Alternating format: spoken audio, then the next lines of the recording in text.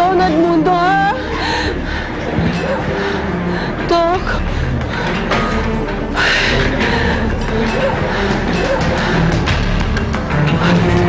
Mama, ano po lagi ni Mayor Guadlo? Hindi ko pa alam. Wala pa akong doktor na nakakausap pero ang alam ko malala siya dahil duguan siya at unconscious after the incident. So, I really don't know. I'm sorry. Sino po sa tingin ninyo may kagagawa nito? Ayoko naman mambindang dahil wala naman tayong ebidensya pero wala namang kalaban ng asawa ko kundi si Ricardo Guatlo lamang. Balak niya po ba magsampa ng kaso labang kay Ricardo Guadlo?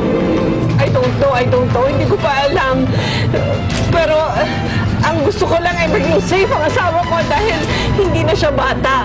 At half of his life, wala siyang ginawa kung hindi pagsilbihan ang buong San Felipe. Yun lang ang ginawa niya and he does not deserve this. I'm sorry, excuse me. Kailangan ako Anak, alam mo, dapat nagpahatid na lang tayo dun sa sasakyan na binigay sa'yo sa Maynila. Naku, ay, init-init sa bus. Walang aircon. Ay, ano ka ba? Paano si Gina? Mahala tayo mga kapitbahay. Sa bagay, tama ka. Rachel, anak. May bisita ka.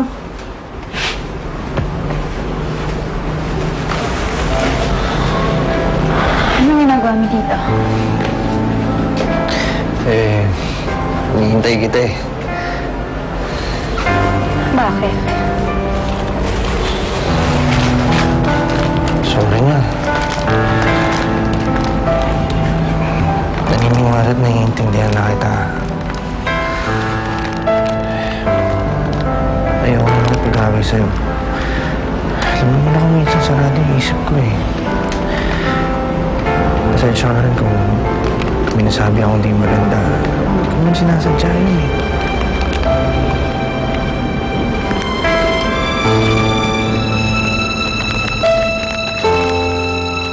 Naiintindihan ko tayo, Levi. Akala ko hindi na tayo magkakabati eh. Pwede ba naman yun? Eh, mahal na mahal kita. Huwag na tayo mag-away, please. Kailangan kita ngayon. Hindi ko na ang gagawin ko eh. Nandito na ako. At matutuloy na yung plano natin. Alis na tayo dito.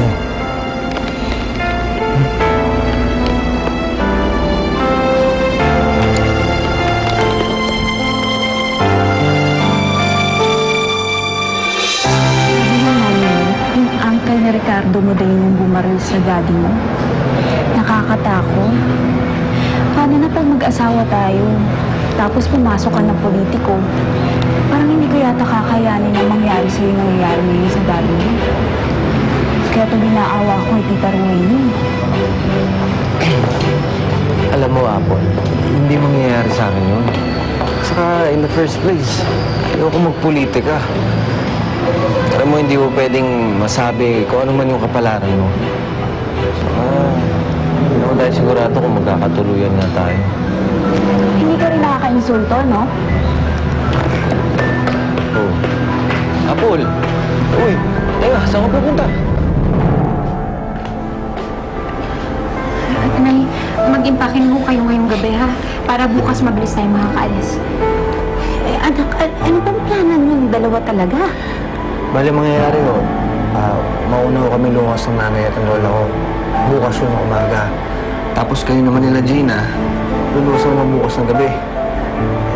Hindi po kasi tayo pwede magsabay dahil may nagbabantay ho sa akin. At minsan wala akong natatakasan yun. Levi, nakakatakot naman yung pinaplano mo eh. At saka, anak, paano yung tatay mo? Pag nagtanong mo kung anong gagawin natin doon, ano sasabihin ko? Sabihin niyo na pupunta tayo ng Manila. Doon na tayo titira. Ngayon kung ayaw siya naman, edi bahala siya. Tsaka madali na lang ho yun kapag nasa Manila na tayo. Magtatawagan ho kami ni Rachel. Basta importante, makaalis tayo dito. May pera pa ba kayo? Meron ba ako dito? Hindi, wag kang mag-alala. Nakakuha ako ng pera kay Mayor Guadlo. Kaya nga dapat, bago pa mangyari yan, makatakas na tayo sa kanya. Thank